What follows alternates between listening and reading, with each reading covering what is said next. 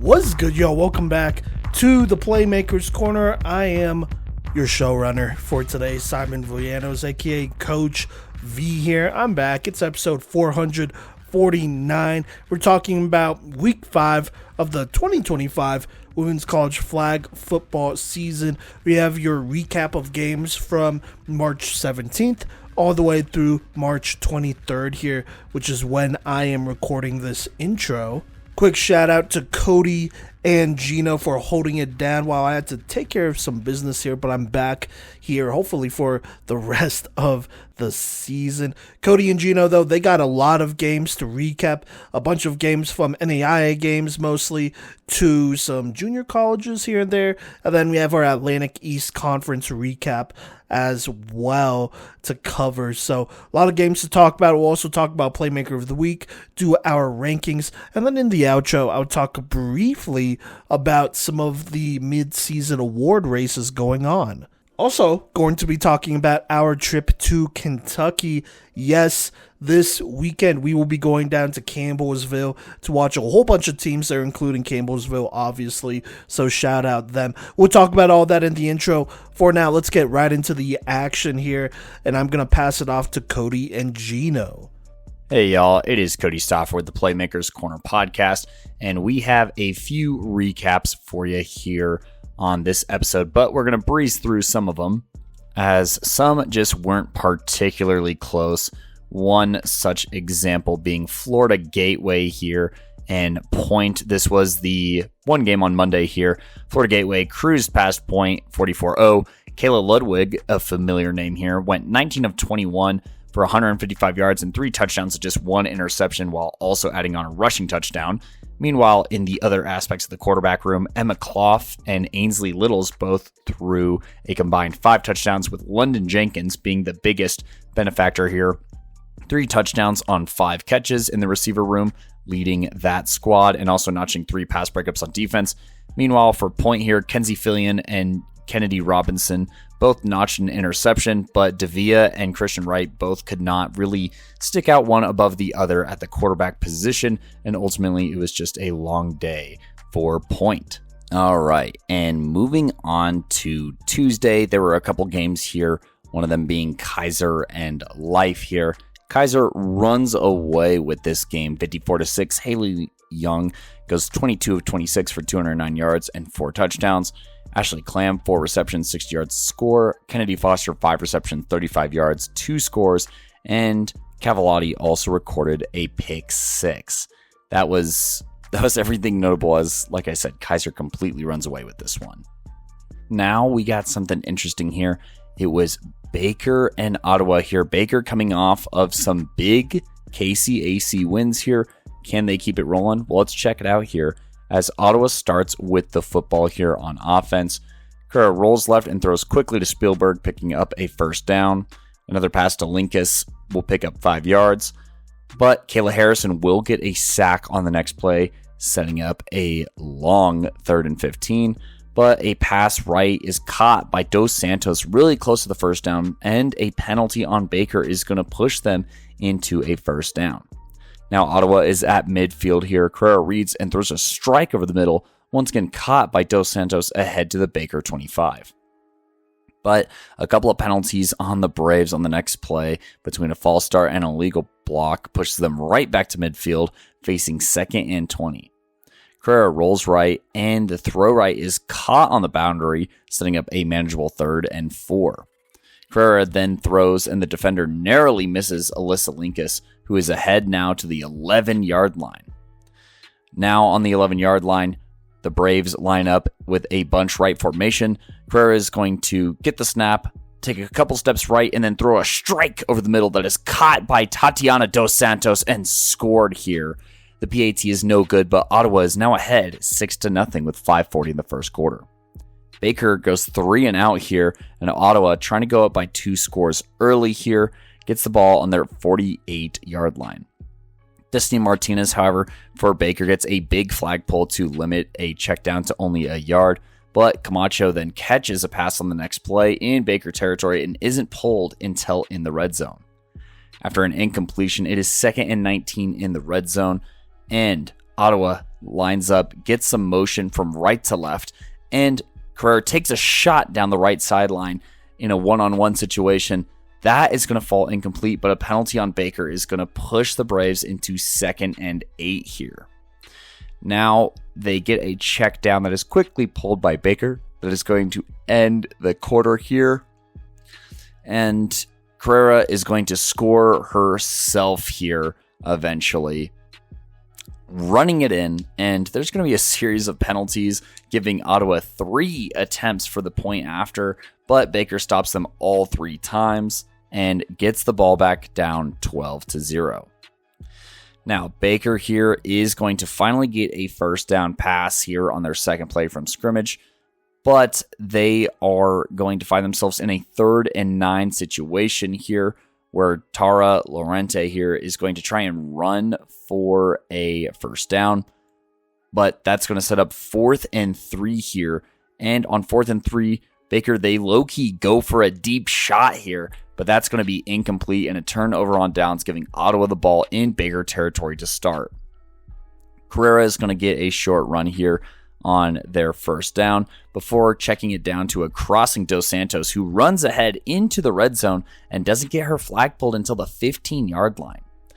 Carrera is then going to take off herself and lateral back and get to the 5-yard line. And on 2nd and 5, Jaslyn Camacho, one of the favorite targets of Carrera, gets open and makes the catch for the score here. And even though the PAT is no good, it is still 18-0 before the end of the first half here.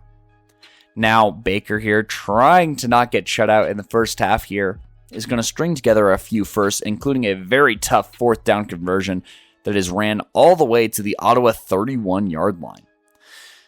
Tara here is then going to find Kaylee Phillips for a first down into the red zone with only a minute left. And after a pass left again, it's going to be a timeout Baker.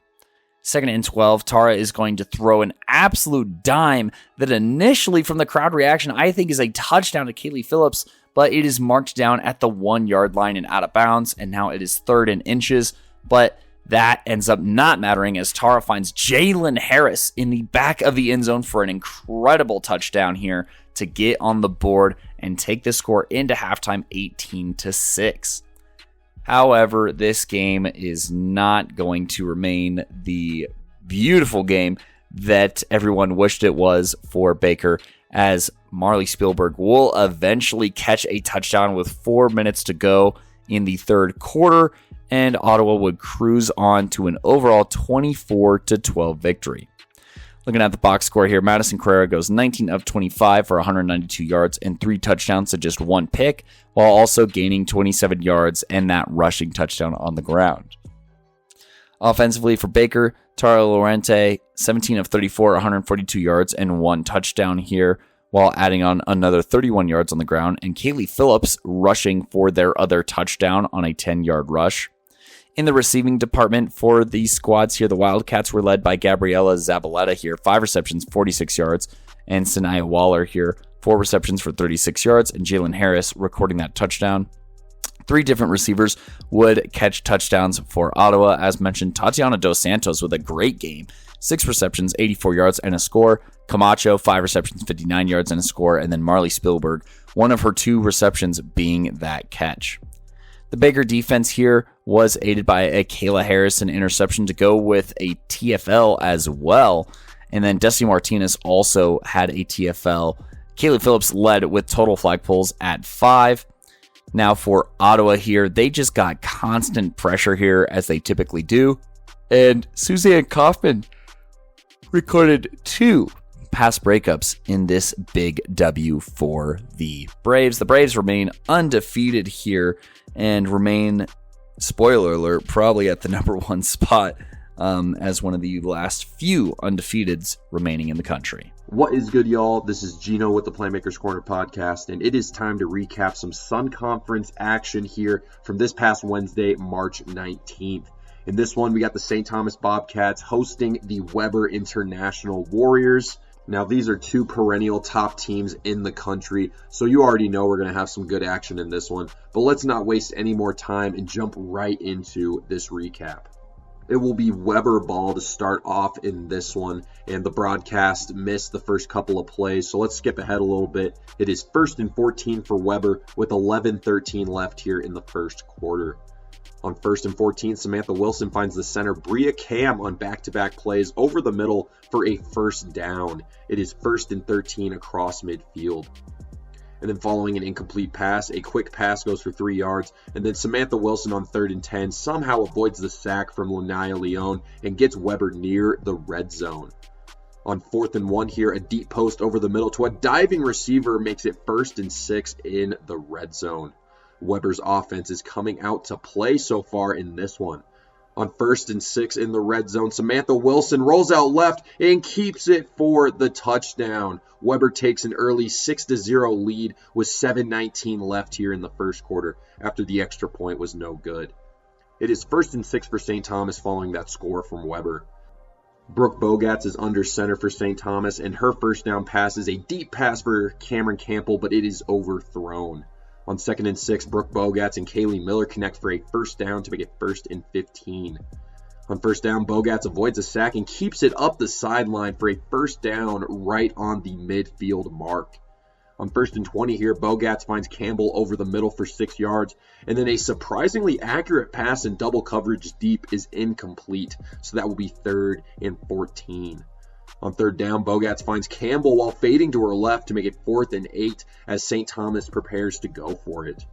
On 4th and 8, Bogatz rolls out right and connects with Kaylee Miller along the sideline for a first down. It is 1st and 14 in the red zone, and we will have an injury timeout here after that play with 3:20 left here in the first quarter. Coming out of the timeout, Rayona Baker makes an amazing jumping grab to make it 2nd and 10. On 2nd and goal at the 10-yard line here, Brooke Bogatz rolls out left and leaps in the air as she finds Cameron Campbell on a throw across her body for the touchdown. It is 6-6 after the extra point was incomplete here with 2:27 left in the first quarter. And I gotta say, that was an unbelievably athletic play from Bogatz. There are very few quarterbacks in the NAIA flag football scene that can actually make that jumping throw across the body in the red zone for the touchdown. But anywho, it will be 1st and 6 for Weber after that score. A quick pass over the middle to the center, Bria Cam makes it 1st and 20, and then Samantha Wilson keeps it for 9 yards to make it 2nd and 11. Following an incomplete pass on 3rd and 11 here, Tashumba Washington jumps up and makes an incredible interception along the sideline. The star defensive back is adding to her Defensive Player of the Year campaign as she gives the ball right back to St. Thomas here. It will be 1st and 8 for St. Thomas following that interception. On first down, Brooke Bogatz hits Rayona Baker for 4 yards, and that will take us to the end of the first quarter. This one is all knotted up, 6-6 as we head into the second quarter of this matchup. Coming out of the end of the first quarter, it is 2nd and 4 for St. Thomas as Bogatz avoids the sack and finds a receiver for the first down across midfield. It will be 1st and 12 here for the Bobcats. Brooke Bogatz keeps it and rips it up the sideline for a big gain, and that will put them near the red zone. It is 2nd and 2 now. Brooke Bogatz hits Cameron Campbell in stride for a huge gain, and that puts the Bobcats deep in the red zone. It will be 1st and 10 following that big play from Bogatz and Campbell. On 1st and 10, Brooke Bogatz rolls out right, surveys, and connects with Kaylee Miller, who is wide open in the end zone for the touchdown. And the extra point was good with Tashumba Washington making a diving grab. So the St. Thomas Bobcats now have a 13-6 lead here with 10:04 left here in the first half. It will be 1st and 6 for Weber following that score. On first down, Samantha Wilson rolls out left and finds her halfback for a first down. It will be 1st and 14. And I got to be honest with you folks, I can barely see any of the numbers on Weber's black on black uniforms. So please bear with me. I am trying my best to try and get these jersey numbers. But anywho, it is 1st and 14 as Samantha Wilson is under heavy pressure, but she still connects with the receiver for a nice gain to put Weber near midfield. It is 2nd and 3 now. A deep pass is incomplete to make it 3rd and 3, and then on 3rd down, a first down pass is dropped. And it will be 4th and 3 as Weber is definitely going to go for it here. On 4th and 3, Samantha Wilson takes the snap, and NAIA Leone nearly gets the sack, but Wilson's pass is broken up anyway for a turnover on downs. It will be 1st and 17 for St. Thomas with 7:30 left here in the first half.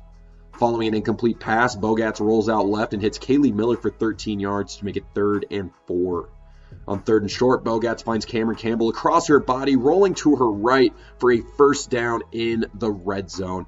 Bogats is playing one of her finest games here, folks, as she just continues to show off that incredible athletic ability. It is 1st and 16 here for the Bobcats. On first down, Bogats hits a wide open Maya Salas in stride for a nice gain to make it 2nd and 9. And on 2nd down, Bogats rolls out left, and her pass to the end zone is picked off by Cheyenne Durand, and that makes it 1st and 16 for Weber near their own end zone. But unfortunately, despite Samantha Wilson's continual efforts and incredible ability to extend plays with her movement in the pocket, Weber would actually end up going 3 and out here, and it is now 1st and 14 for St. Thomas following a punt with 2:51 left here in the first half.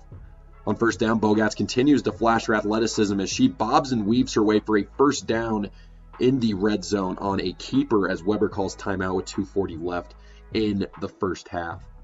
On 1st and 19, Brooke Bogats and Leah Cruz connect on a short crosser for 11 yards. And on 2nd and 8, Brooke Bogats flicks it to Maya Salas under pressure, and Salas sneaks it in for the touchdown. St. Thomas now leads 19-6 and then 20-6 after the extra point with 1:53 left here in the first half.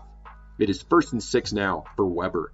Samantha Wilson fires a quick pass to Cheyenne Durand for a first down. And on 1st and 19, Weber will call timeout here with 1:31 left in the first half. Coming out of the timeout, Samantha Wilson keeps it left for 6 yards. And then on 2nd and 13, Wilson is playing games with the rusher as she connects with Cheyenne Durand for a big gain across midfield. On 1st and 17, a quick pass for a few yards, but a flag on St. Thomas makes it 2nd and 4 near the red zone, as Weber definitely has a nice drive going for them right now. Maya Salas would shut down a check down to Bria Cam, and she is short of the first down to make it 3rd and 4 as Weber calls timeout here with 55 seconds left. Coming out of the timeout, Weber goes off sides to make it 3rd and 9. And on 3rd down, a quick out to Ziona Shingles gets Weber the first down in the red zone as she gets out of bounds here with 46 seconds left. On 1st and 20, we have a drop pass, and then Samantha Wilson fires a bullet over the middle to Ziona Shingles for a huge gain to make it 3rd and 7. A quick pass to Bria Cam is shut down by Nadine Davidson to make it 4th and 7.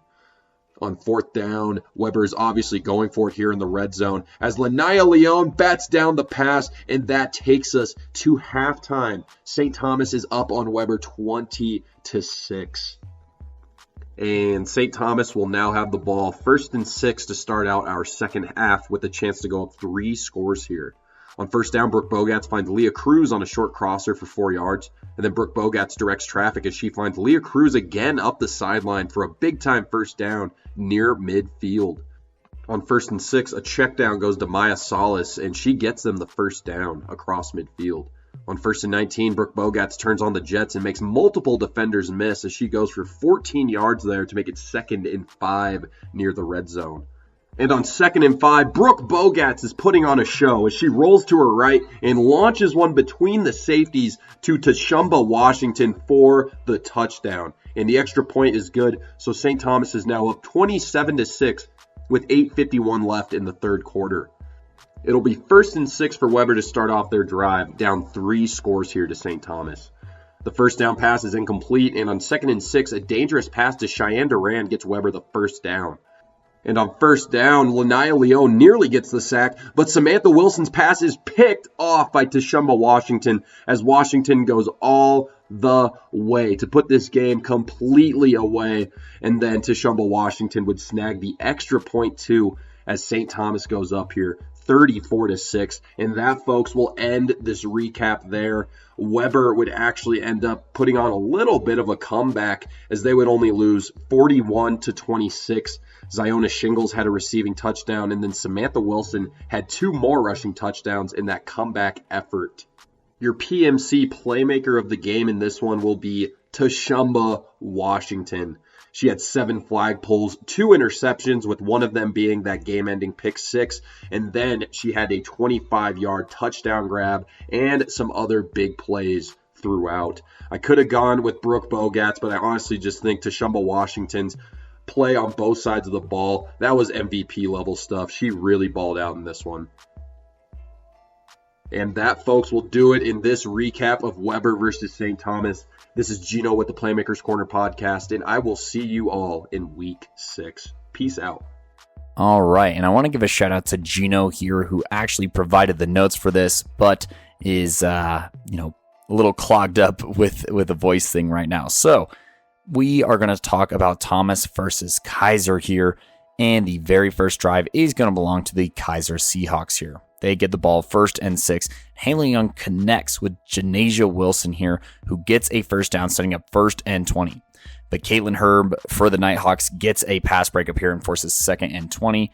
Haley Young on 2nd down rolls out right and finds Chloe Griffin on a quick hitch, but a hold on Thomas is going to give them a few more yards and set up 3rd and 2. It's going to be a quick pass to Sophia Caprio here that gets a first down across midfield here. But following an incompletion and a short pass to Kennedy Foster, it is 3rd and 12. It is going to be a deep shot by Haley Young here, intended for Chloe Griffin, but it's going to be picked off by Diva Jones, giving Thomas the ball for first down and 11 in their own territory. Now, Alexa Wilson here is going to open up the drive that is going to be a completion to Zariah Hercule here. And following a little move here, it's going to be 2nd and 6. And then Wilson's going to find Kiara Knight here for a few yards, setting up 3rd and 2. And Thomas here is going to use a timeout very early, 6:54 here left in the first quarter here, trying to dial up a first down play. Alexa Wilson is going to find Janae Scott, who catches a short pass, but then runs ahead and gets a first down past midfield here to set up 1st and 13. Following another short pass here, the Keiser defense is going to respond with a turnover of their own as a drop pass lands into the hands of Ashley Clam here, and the return sets up 1st and 20 at midfield for the Seahawks with 5:17 left in the first quarter. Chloe Griffin picks up a quick 4 here, but Herb on the pressure on the very next play sets up 3rd and 16, and the next pass will not be long enough, and on 4th and 13 here, Thomas is going to get a turnover on downs, setting up 1st and 7 with 3:27 left in the first quarter. A check down to Janae Scott gets almost to midfield here, and another pass following this will get a first down. Kiana Cole gets a check down here and gets another catch, but it's going to be a penalty on Thomas that pushes them down to 1st and 20 at midfield. Now, an incompletion and a completion to Destiny Lockett sets up 3rd and 15. However, it's going to be a dangerous pass over the middle that is going to be picked off by Samaya Bryant here and give Keiser the ball near midfield at the end of the first quarter. Now, to start the second quarter here, it is going to be 1st and 8 for Keiser here, but it doesn't matter because the Nighthawk defense responds by forcing a 3 and out through a combination of missed downs, penalties, and dropped passes. For 1st and 5 here for Thomas, they have 9:57 left in the first half, but Alexa Wilson is going to get picked off by Samaya Bryant again here over the middle on a pass. And now Keiser has 1st and 3 at the 23-yard line heading in to Thomas territory.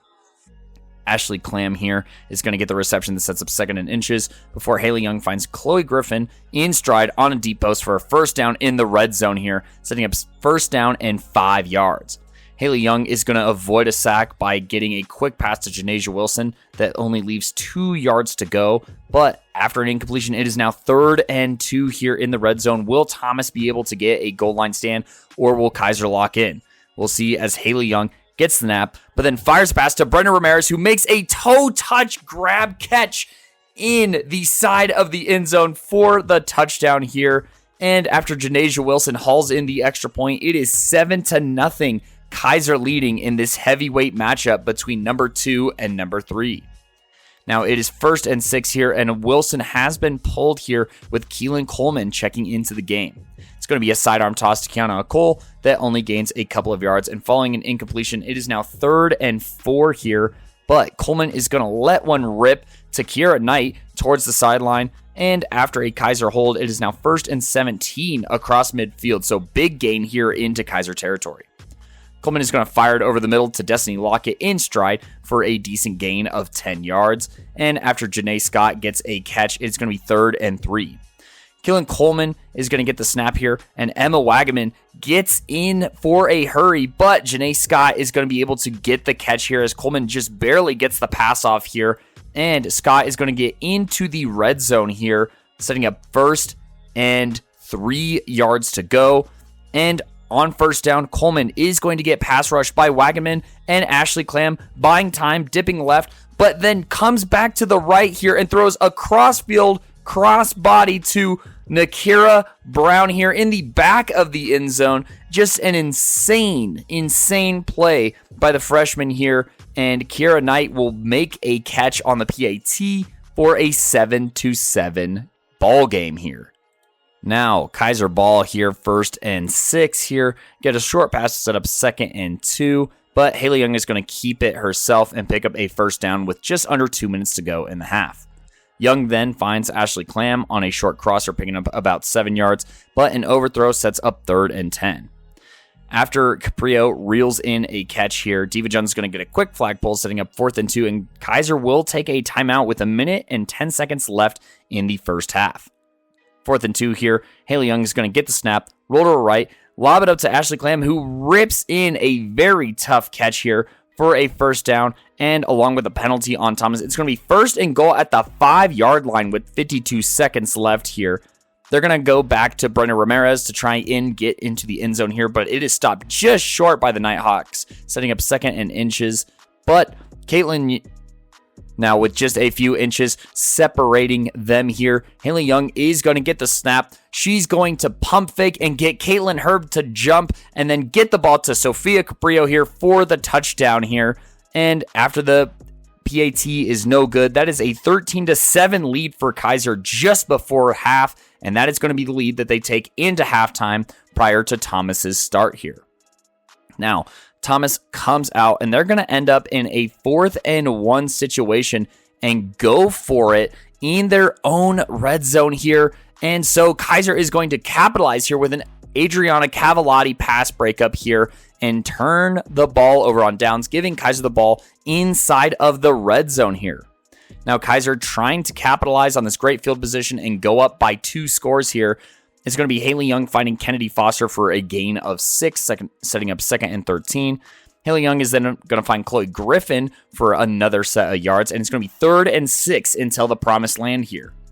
Now, Janasia Wilson is going to be on the receiving end of this pass here, but Kiera Knight is going to make a huge flagpole, setting up 4th and 4 here.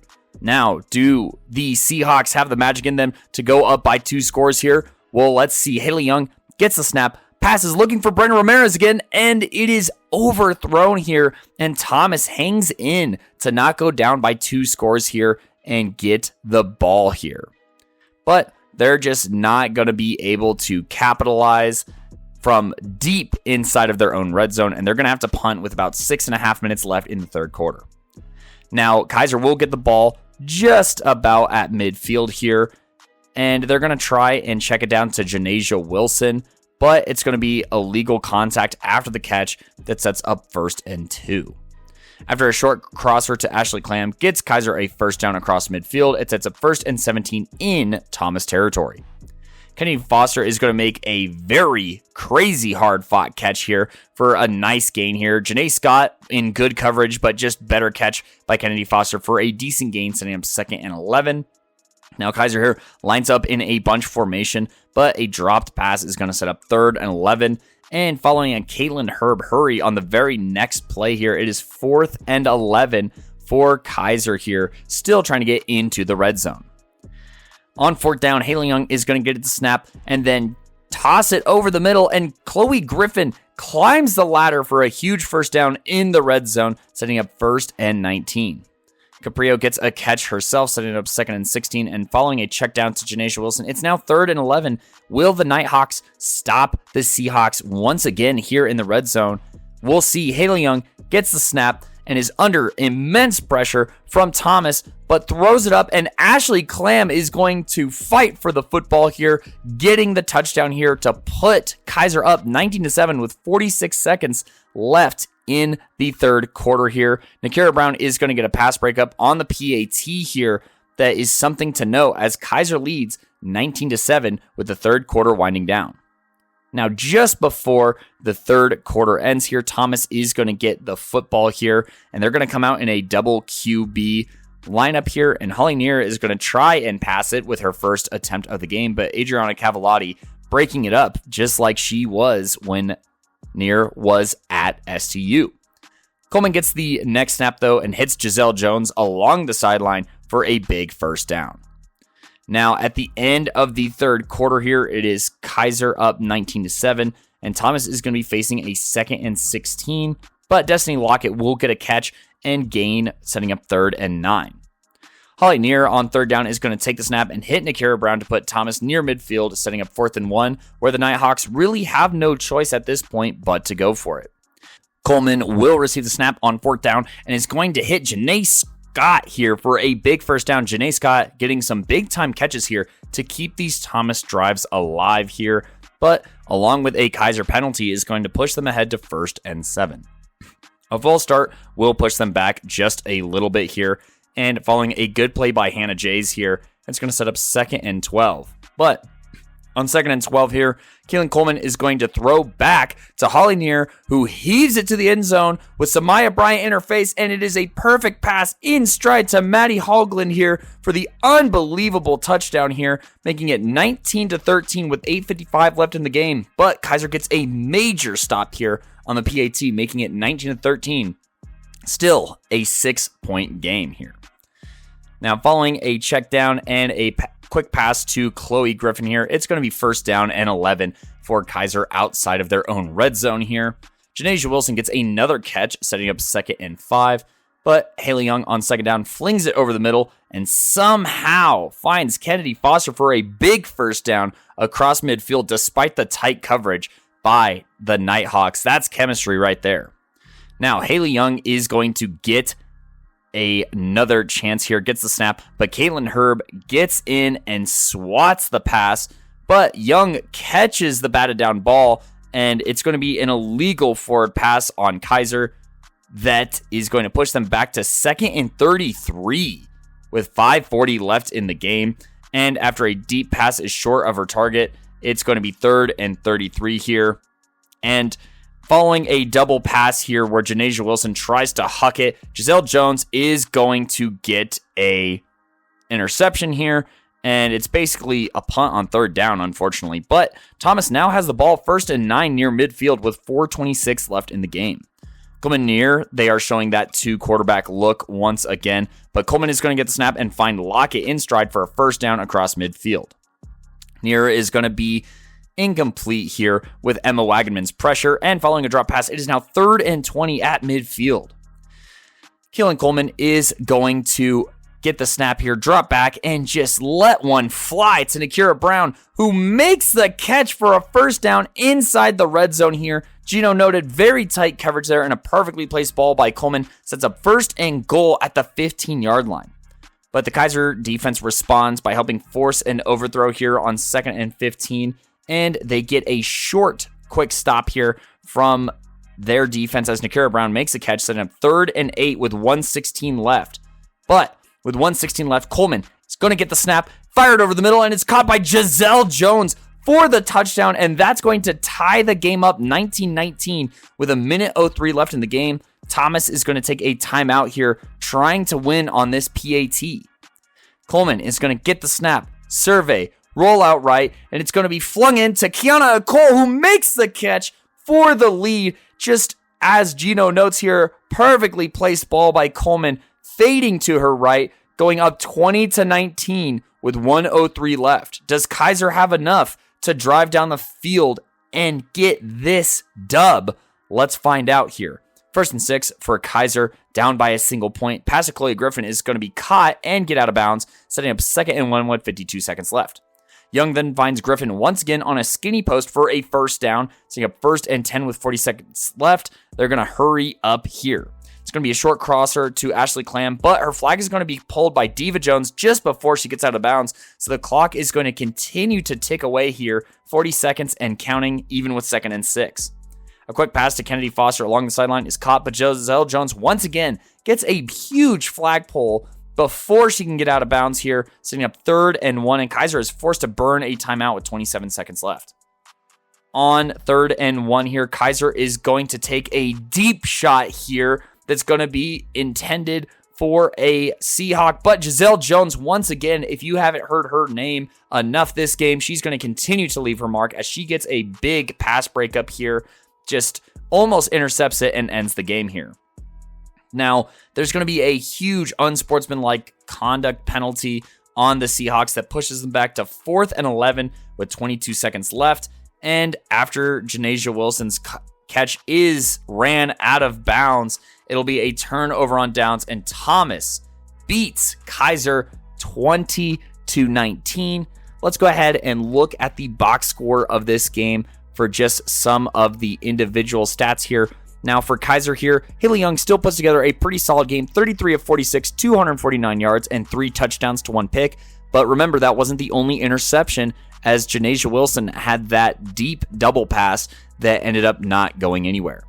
Receivers for Keiser included Chloe Griffin, 8 receptions, 64 yards, and then Ashley Clam, 5 receptions, 55 yards, and a touchdown, with Caprio and Ramirez catching the other scores in this game. Defensively, Samaya Bryant, 2 interceptions. If they pull out the win, that is a very strong Playmaker of the Week candidacy, along with Haley Young. Ashley Clam as well with one of those interceptions. But after those early 3 interceptions, nothing else really going for this defense, unlike the Thomas defense, who was just absolutely relentless this game. 13 flag pulls by Diva Jones, 10 by Destiny Lockett, 7 by Janae Scott, another 4 by Giselle Jones, including some big ones down the stretch.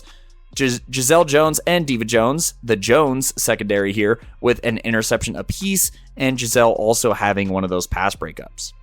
Receiving for Thomas, obviously you heard Destiny Lockett and Janae Scott a bunch. They combined for 13 receptions and 100 and I know how to do math here, I think, 20 yards between the two of them. Once again, Janae Scott and Lockett just helping keep the drive alive here. Maddie Hoagland, 3 receptions, 85 yards, and a touchdown here, that being one of the deeper ones. And then as far as passing stats go, Alexa Wilson, 6 of 10 for 26 yards and 3 picks before being pulled out of the game. And the dual quarterback setup of Keelan Coleman and Holly Neer combined to go 21 of 33 for 3 touchdowns, no interceptions, which is critical here, and 247 total yards. Holly Neer being 2 of 4, but that one big touchdown on that double pass here being absolutely critical as Thomas pulls the win out 20-19. All right, so we got Graceland and Cottey here. This game took place on March 19th here. That is last Wednesday here. And it was a windy, kind of just mucky looking game here. We had players trying to stay warm and plenty of action here. So, but not really to start here, as Graceland and Cottey both exchange a few turnover on downs. Graceland on their second possession will punt before Cottey here will eventually also sputter out here and turnover on downs, but Graceland is starting the second quarter on their own 36-yard line.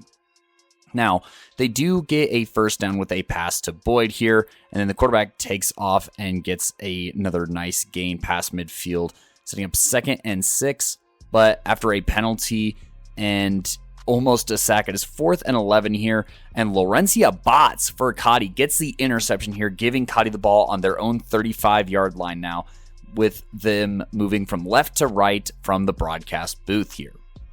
Now they do some trickery here, and Zitlali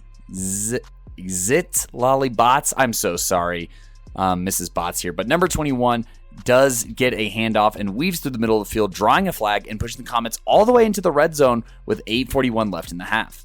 Now Karula is going to keep and gain a few yards here, and there's going to be a pass deflection by Boyd, setting up 3rd and 15 here. It's lobbed up and reeled in by number 21 Botts in double coverage, giving the Comets a chance inside the 5-yard line, but only one down to do it. But Boyd on 4th down makes a big time pass breakup here, forcing a turnover on downs, but the Yellow Jackets would blunder here and have a bad snap that sets up a safety here, giving Cottey a 2-0 lead with 5:54 in the first half. Now Cottey will get a Amaya Karula rush for a first down, but would have to punt 3 plays later. Now, a crazy Cottey bounce pushes Graceland all the way inside their own red zone, but it doesn't matter as Micaiah Verdum gets the catch and spins out of multiple flag pulls here, sprinting ahead and not getting her flag pulled into the Cottey red zone, but a penalty on Graceland from that spot will push them back to the 24-yard line going in. Taylor is going to get a check down here and slip and get a few defenders to miss, picking up a first down into the red zone. Then following that, it is going to be a run here by the quarterback, setting up 12 yards until the promised land, but they find themselves in a first down here, fourth down, I should say. Quarterback gets a snap, rolls right, and throws back across the field, caught by Verdum. Once again, the hero of this drive in the end zone here. The PAT is no good, but is a 6-2 Graceland lead with 45 seconds left in the half, which Cottey will gain a few yards getting past midfield, but will not score. So Graceland nurses a 6-2 lead heading into the second half. Cottey here starts off with a pass to Tamaya Squire here, who gets the catch and runs ahead to the 28-yard line. Mondino gets the PBU on the very next play before Jonathan Tolentino here gets a catch and runs ahead to the 36-yard line. On 3rd and 4, Karula is sailing back but finds Renaya Griffin off her back foot for a first down past midfield. Now Southwestern this week would play Bethel here. Kennedy Hayes would go 9 of 19 for 88 yards and 3 passing touchdowns while running for another 2 touchdowns and 92 yards. Viviana Solis caught 2 of those passing touchdowns with Olivia Manfrey catching 1, but Manfrey also had 2 interceptions with Andrea Moon, putting up a crazy stat line of 2 tackles for loss and an interception. Meanwhile, Bethel had Regina Mendoza notch 2 TFLs and a sack, but it was a big win for Southwestern as they would go on to go home with a absolutely massive shutout win, beating the Threshers by a total score of 47-0. Moving along to Thursday here, Milligan would get a big dub 35-14 over Reinhardt here. Bridget Keiser throws 5 touchdowns, including the first one being on the first offensive play for the Buffs being a Krista Quinn catch and run of 70 yards here. Quinn would also go on to catch and pass for another touchdown here, finding her sister Caitlin Quinn, or lateral in a sense. And then Ashton Weirley here on Sirius Award Watch, 3 interceptions in this one game. Milligan runs away with this one over Reinhardt, like I said, 35-14. Life would play Point University here, and what was a little bit of a closer game earlier last season when they were both in their first year, not so much, as Life runs away in a shutout 26-0 here, and Cheyenne Brooks goes 11 of 19 for 64 yards and a score while also running one in. Altiera Gooch runs in a score and catches one while also notching an interception. Michaela Modeste and Latoya Mitchell also record interceptions as Point just can't get anything going. Not to mention Life gets a little bit tricky here, and Ava Fleet here gets in on a passing touchdown for this game as well. Like I said, Life beats Point 26-0 in an absolute shutout. Now we had a really exciting game in KCAC action here, but could not find the stream here. But luckily, there's an awesome article. Shout out to David Toll of Kansas Wesleyan here, because it was Kansas Wesleyan versus Midland here, as Kansas Wesleyan here would have to come back in this game here because they were facing a scoreless first quarter here, and then Midland would actually strike first, getting a 7-0 lead right before half here. But Awada would find Roman for a 44-yard touchdown here, as well as converting a PAT to tie it up 7-7. But Midland would respond immediately, taking a 14-7 lead with 9:50 left in the game here. Now, this would be a score for a while here, as Kansas Wesleyan would sputter out with 33 on their own 33-yard line, and Midland had the ball with 1:52 to go. However, the KW defense came alive, getting a huge stop on the KW 21-yard line with 56 seconds left, giving the ball back to KW. Wesleyan only needed one play and 13 seconds to score, and that is a real quote here, as Cottey would catch a ball down the left sideline and win the race, drawing the Coyotes within a point 14-13 with 43 seconds left. They would go for two and the win, and Ottawa would complete this conversion here with a 15-14 lead now. Midland would only have 43 seconds left to score here, and they would get a first down to start their drive, but Samari McKinney would get a pass breakup, but the Warriors get to the 37-yard line, and then they get a first down past midfield, but Aaliyah would get an interception to seal the deal for K-Dub here, waiting into the last second to pull out the win. Overall, the final stat line here would be for Midland. That is Angel Ionikayo, 22 of 39, 2 touchdowns, 1 pick, 163 yards. That 1 pick being the game ender, however, though. For the receiving corps, Jocelyn Lopez here, 8 receptions, 50 yards, and a score. Dominguez Millsop also got a receiving touchdown here. And Morgan Kalasek here, 46 yards on 5 receptions. Defensively, the Warriors had a pick with Sidney Reed, who also led in flag pulls at 5 total, and then had a few pass breakups throughout the game. For the Yotes, obviously that interception from Aaliyah Wood is probably the most notable thing on their box score here, but Angel Roman, 7 flag pulls, 2 pass breakups, Samari McKinney with a breakup, and Mansour as well with 3 tackles and a breakup here. Receiving wise, Angel Roman, with that 44-yard reception, and Cottey here with that 59-yard reception. Both those receivers tallying 72 yards apiece and a touchdown. And Owada on the day, 16 of 30, 225 yards, 2 touchdowns to 1 interception, as K-Dub survives a scare on the road in Midland to try and hold on to that number 3 spot in the KCAC, and trying to finish a little bit better than that with some interesting KCAC matchups this week to try and get back up in the win columns and away from 500.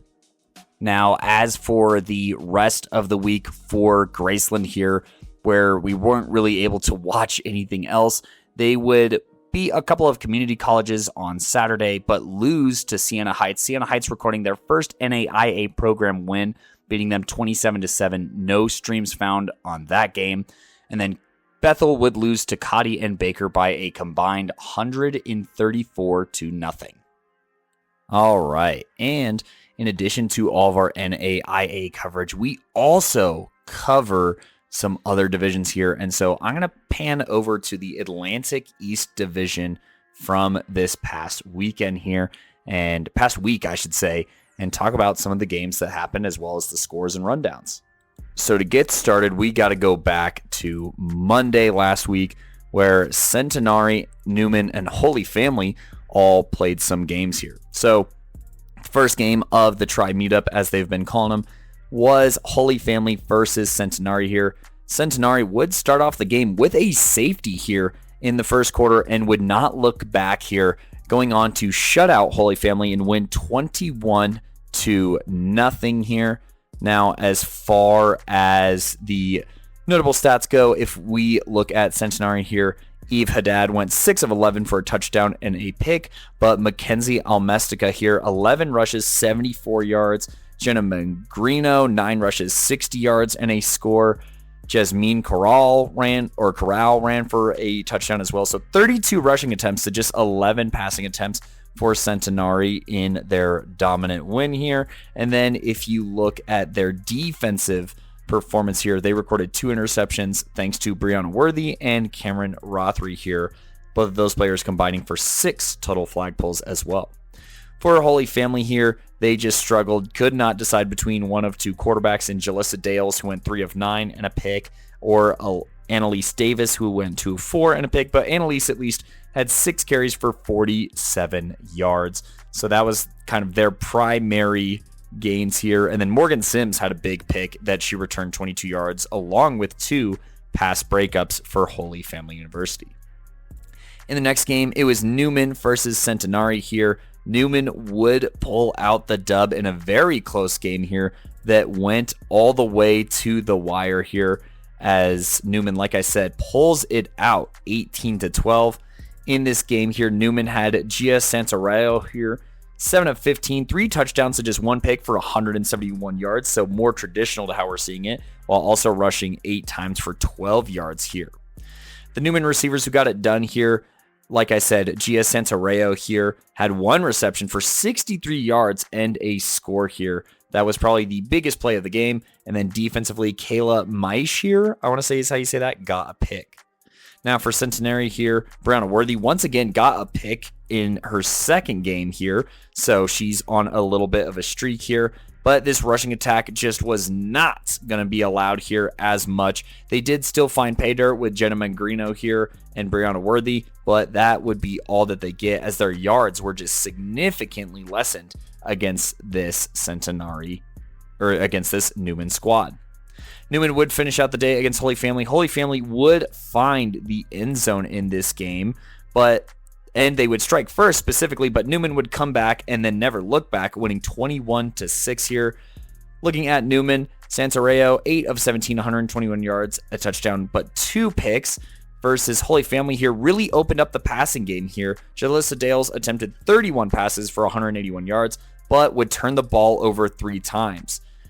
Kayla Maish here for Newman would get 2 of those interceptions for a ton of return yards, and then Celeste Adjaglo, pardon me for that, would also record an interception. For Holy Family, Morgan Sims would get both of those picks against that squad.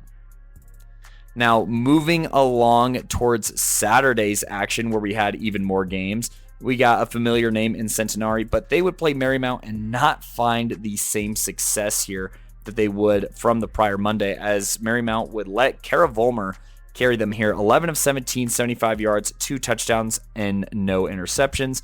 Meanwhile, the defense for Marymount would shut out this Centenary attack here with 2 picks, thanks to Kayla Barr and Samantha Bulick here leading the way. Keeping it moving here, we had Penn State Shoykill, sorry, I don't know how to read, versus Newman here. And Newman would go into half down 12-7 here, but after allowing a safety, they would bounce back for 12 points here and win this game 19-14 here. For Newman, once again, Santareo, 8 of 16, 3 touchdowns to just 1 pick, finding Kayla Maish for 2 of those, and then Yanaisha Thomas here for the other touchdown. Defensively, they would get a sack from Chloe Ballou here and get an interception thanks to Donia Wilson. Penn State here, still a solid game. 5 sacks for this squad thanks to Sierra Wisniewski. 3 sacks for 19 yards, and then Michaela Hill getting 2 of those sacks as well. Cheyenne Whitehead being the responding party, or Whitehead, for that interception. Offensively for Penn State, Nadia King, 11 of 20, 148 yards, a touchdown and a pick, while also rushing for a touchdown. And on the receiving end was Malik Moafi here. For the Immaculata team, they would lose to Centenary and Marymount in this tournament here. They lose to Centenary 12-6 here, but they would be down 6-0 early on. But Immaculata would tie it up with a Kaya Harris 12-yard rushing touchdown here. A Kaya Harris receiving touchdown from Sydney Butcher here. But unfortunately, Centenary would hold on for the win. Now, against Marymount here, Immaculata just did not have anything going. Marymount runs away with this game 27-0 Marymount. Kara Volmer here, 11 of 13, 195 yards, and 4 passing touchdowns here. Just absolutely tearing up this Immaculata defense here. And Immaculata not able to respond with too much of their own. Keeping it moving here, Newman would play another game, this time against Eastern University here. But that would only be after Eastern played Penn State. So let's start with Eastern's first program win, beating Penn State 34-0. Absolutely just pouring it on here. You had Kira Green pass for 2 touchdowns on 8 of 14 for Eastern. And then rushing wise, Stephanie White would find the end zone once and Morgan Owens would find it another time, as Eastern would just run away in this game. Not to mention the 2 interceptions, Morgan Owens being responsible for one of them. And then finally, we had the most thrilling game of the entire week, it looks like here, as it was a very close game between Eastern and Newman here.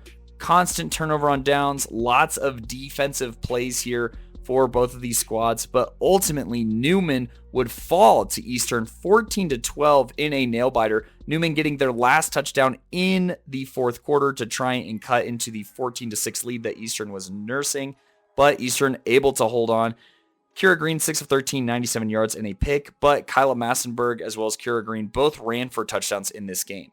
Gia Santareo struggled, going 9 of 21 for 73 yards and a touchdown, but just really could not find other success here. A ton of incompletions here. Eastern with that Kyla Massenberg pass rush got 2 sacks here and just was in Santareo's face all game for their win.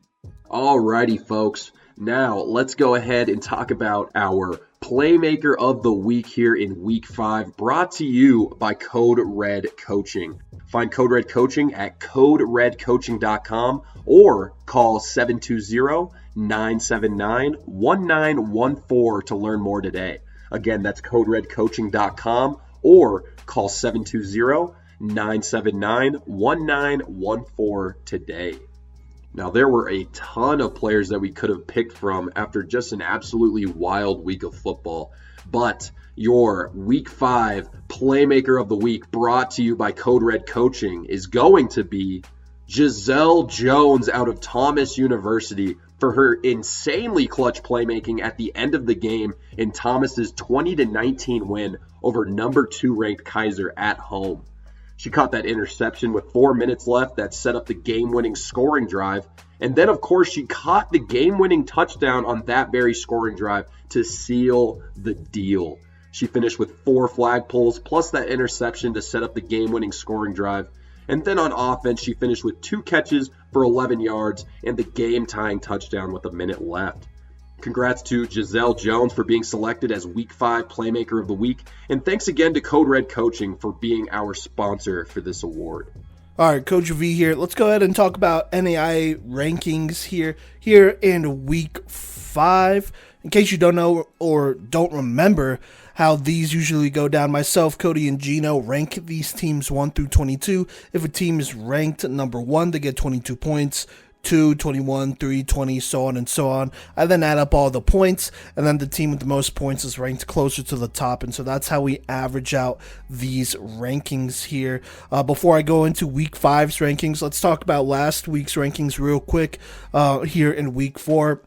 At 22 was Bethel, 21 Florida Memorial, 20 St. Mary, 19 Siena Heights, 18 Reinhardt, 17 Cottey, 16 Graceland, 15 Point, 14 Campbellsville, 13 Southwestern, 12 Midland, 11 William Woods, 10 Milligan, 9 Life, 8 Kansas Wesleyan, 7 Baker, 6 Weber, 5 Warner, 4 St. Thomas, 3 Thomas, 2 Keiser, and at number 1 still is Ottawa. Now, we don't have a lot of changes here. We only have a handful, but we're still going to go over it. So let's just go ahead and hop into it. Right now, sitting at number 22 is Florida Memorial, who does drop 1 spot here. And they did not play this week, right? But they also haven't played here in a couple weeks here.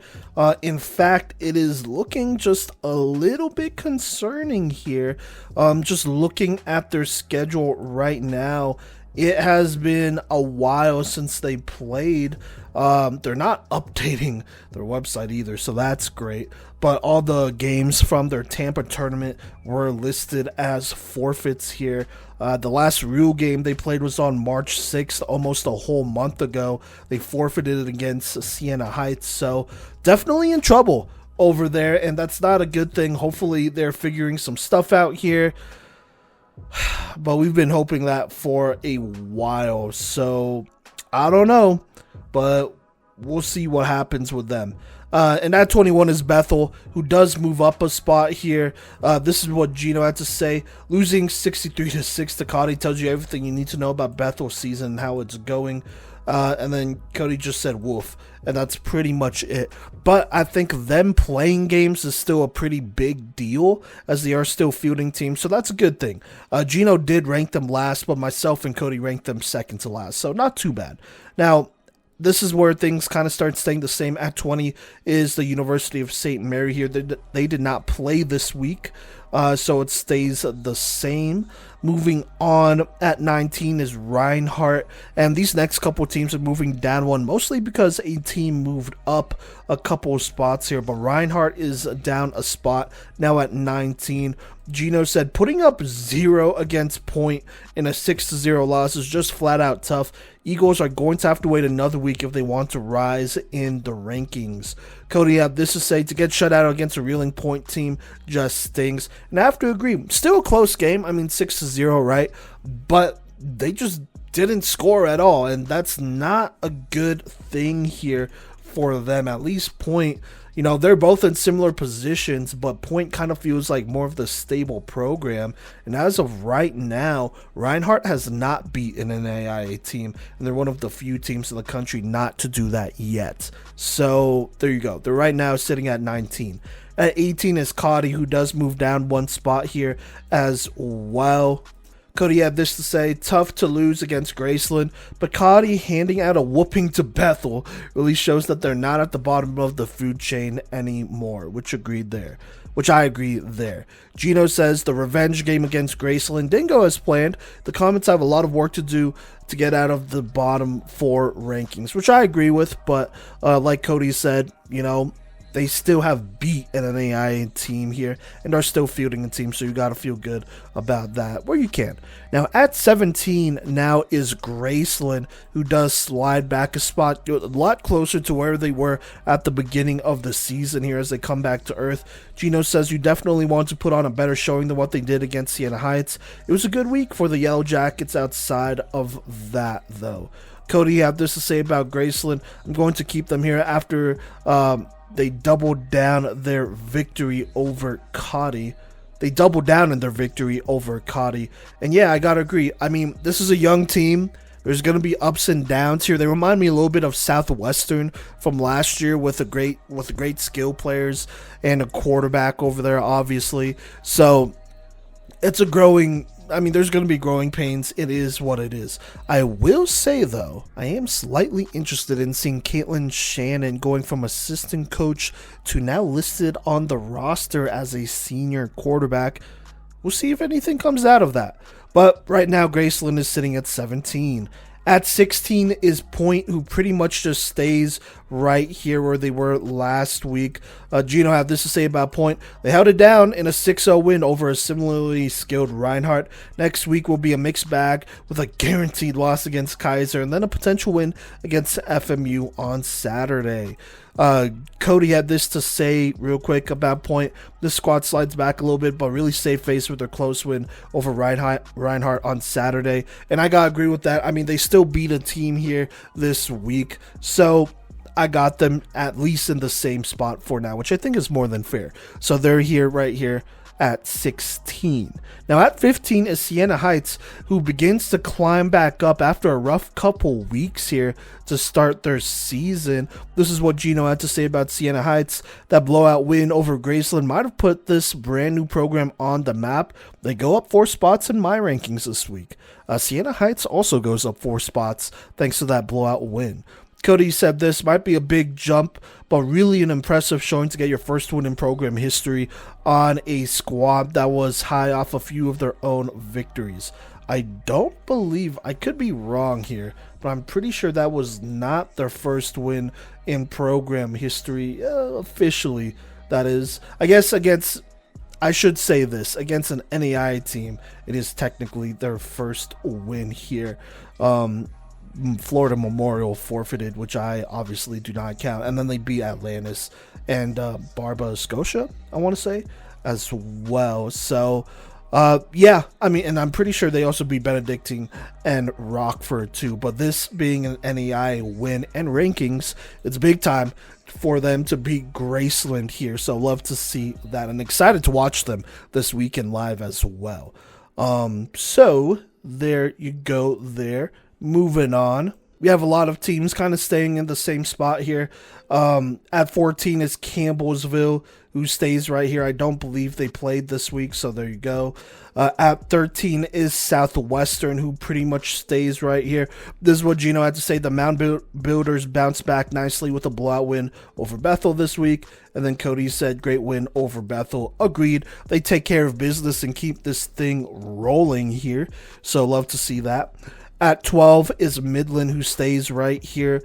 Gino said this, they almost bounced back in a tough 1-point loss to Kansas Wesleyan, but this is currently one of the toughest stretches from Midland that we've seen in a couple of years, which I have to agree with.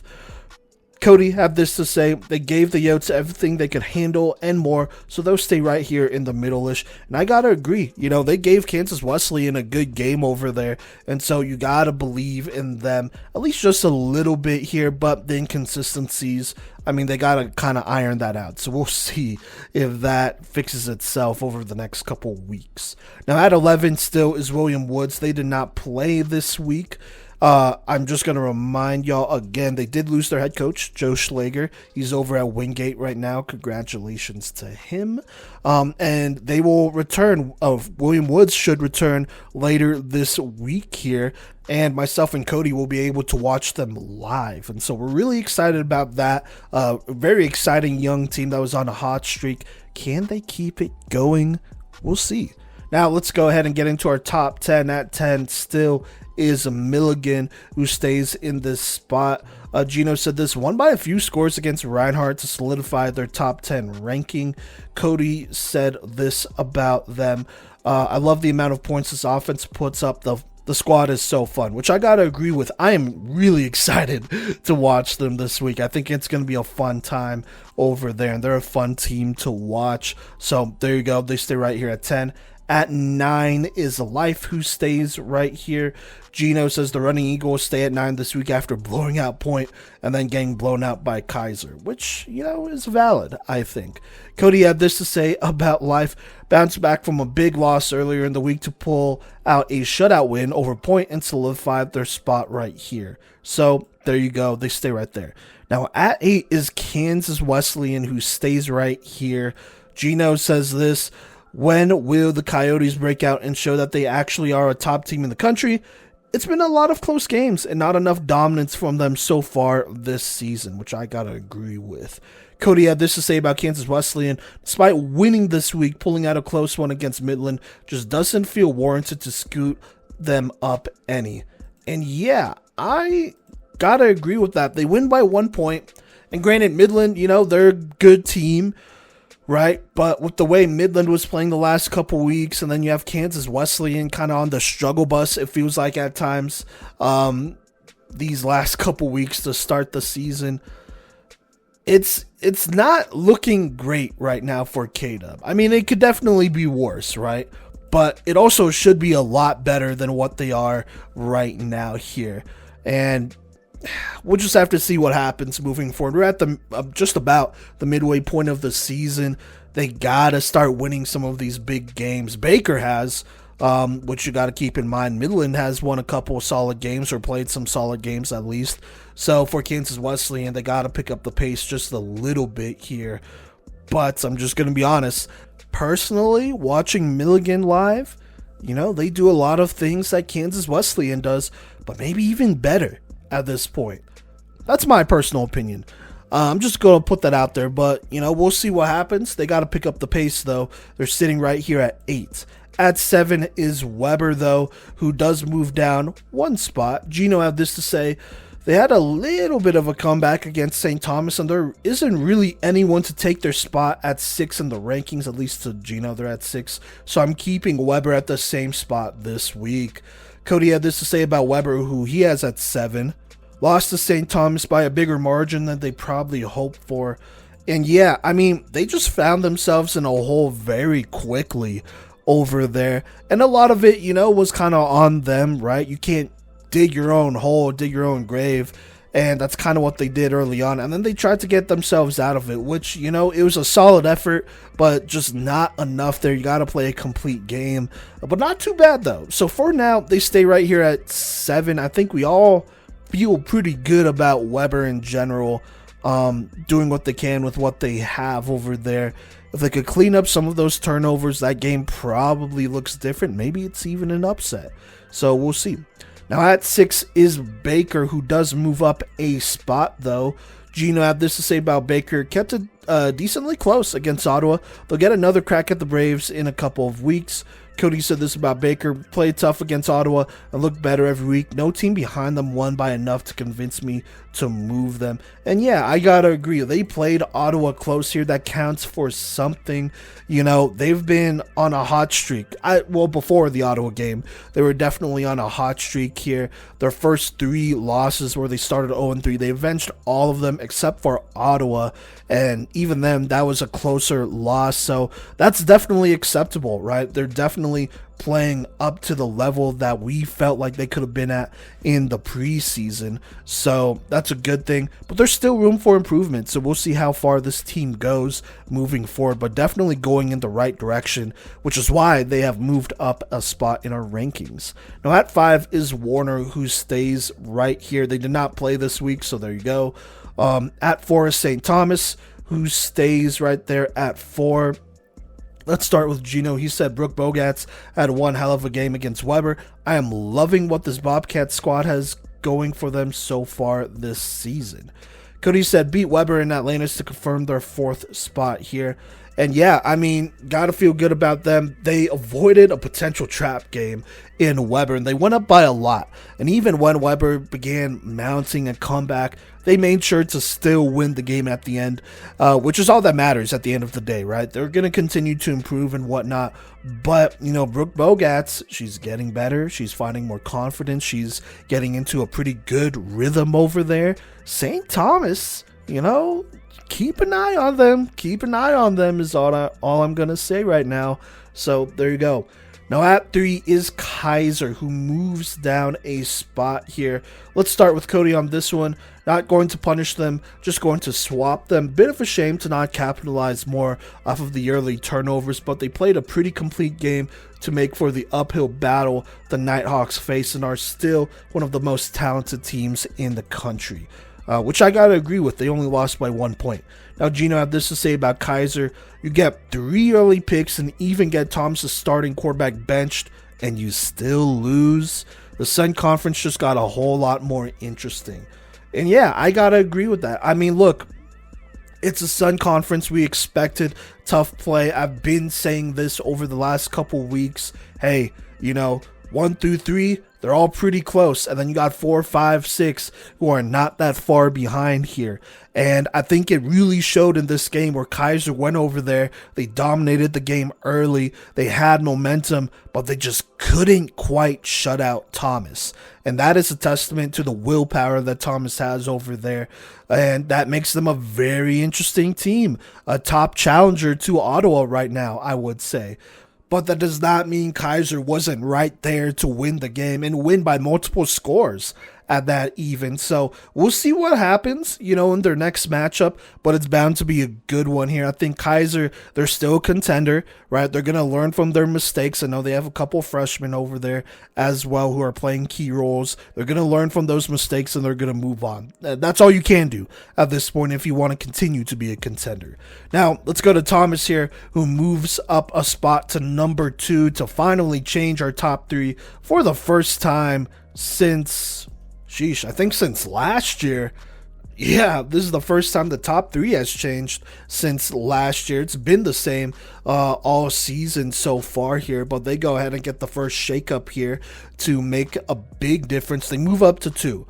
Let's start with Gino here. He says this about Thomas: resilience. That's how you beat a team like Keiser despite turning to your backup QB in the middle of the game. Got to give the Nighthawks their flowers for taking care of business at home. Kodey had this to say about Thomas: Thanks to the heroics of Keelan Coleman and off-season transfer Holly Neer, the Nighthawks came back to win a 1-point game over Keiser.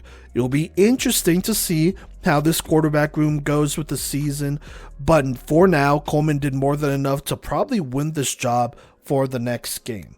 And yeah, I gotta agree here. It is hard to go into a game and win it. nonetheless go into a game against the number 2 team, at least according to our rankings, in the country, and then beat them. You were down by 2 scores. You came back and you won. That says a lot, and I think it's going to be hard to turn back to Alexa Wilson when you had a freshman quarterback who not only managed the game, but did help you win the game. And they play St. Thomas next. That's not an easy defense at all here. If she goes in there and starts, right, assuming she starts, and she plays a good game, then this is probably Keelan Coleman's starting job moving forward. Regardless, though, if you are Thomas, you still won without having the best quarterback play, possible to start that game, right? And that should say a lot about how good this Thomas team is. And so regardless at who's quarterback, they're dangerous. I think right now it's fair to view them as the number 1 challenger to Ottawa. Right now, which is only midseason, right? A lot could change, but I think that's fair to say. So there you go. Now number 1 is Ottawa. Kodey had to say tested ever so slightly, but to stay on brand, 24-12. Gino said only one of only 2 unscathed teams so far. I don't see them falling from the 1 spot unless they lose one of their last 3 games to Baker William Woods, which he said is unlikely, or Kansas Wesleyan. And yeah, I gotta agree with that. They're undefeated. They're rolling. They're the national champs, defending national champs for a reason here. Nothing's really gonna change there. But everywhere else, we saw plenty of change. We'll see what happens, though, moving forward. So there you go. Those are your Week 5 rankings. Once more, it goes. Last is Florida Memorial. 21 is Bethel. 20 St. Mary. 19 Reinhardt. 18 Cottey. 17 Graceland. 16 Point. 15 Siena Heights. 14 Campbellsville. 13 Southwestern. 12 Midland. 11 William Woods. 10 Milligan. 9 Life. 8 Kansas Wesleyan. 7 Weber. 6 Baker. 5 Warner. 4 is St. Thomas. 3 Keiser. 2 now is Thomas, and at number 1 still is Ottawa. All right, thank you for rocking with us here. A little bit of a shorter episode. I know we missed a couple colleges and whatnot, but we tried to keep this one short, talk about as many teams as possible. But per usual, I'm sure we missed some here and there, so just let us know, and we will try to cover that to the best of our ability. Now, a couple announcements here. First one is that myself and Kodey will be going down to Kentucky on Thursday here to cover a whole bunch of games. I believe Campbellsville, Milligan, William Woods will be there, and we're in Siena Heights, as well, just to name a few. So we're really looking forward to that. Shout out Campbellsville for the invite and whatnot. So we'll be covering that live. So with that being said, our episode next week might come a little bit late, either Monday afternoon or Tuesday morning. But make sure to follow us at Playmakers Corner on Facebook, Instagram, Twitter, TikTok as well to know when that will drop. So there you go there. And then on top of that, speaking of our social media, which by the way is at Playmakers Corner, make sure you look out for some graphics here, because I believe soon after this episode drops, we'll be dropping our graphics for our mid-season award races. Now, I'm just going to say this right now. There's going to be a bunch of players that we're going to be putting out there. Those are players that came to mind when talking about MVP, Offensive Playmaker of the Year, Defensive Playmaker of the Year, Newcomer of the Year, and then Breakout Player of the Year, which we'll talk about here in a minute. And as well as the best position players as well, best quarterback, receiver, etc., right? But that is not final. If you feel like there is somebody that we should be considering, go ahead and, send us a nice DM or send us a nice message or comment or what have you. But be on the lookout for that. We're obviously open to that and all of that great stuff, as we are about midway through the season, and we want to give, just put it out there. That we're keeping an eye on some of these players here for our end of the year awards. Then obviously with our end of the year awards, myself, Kodey, Gino, we all have votes. We'll have 2 we should have 2 outside votes, and then you, the fans, will be voting as well here, so you'll get a say in who wins what, just like we have the last 3 or 4 years, or that's how we've done it the last 3 or 4 years. So be on the lookout for that this year. Couple new things.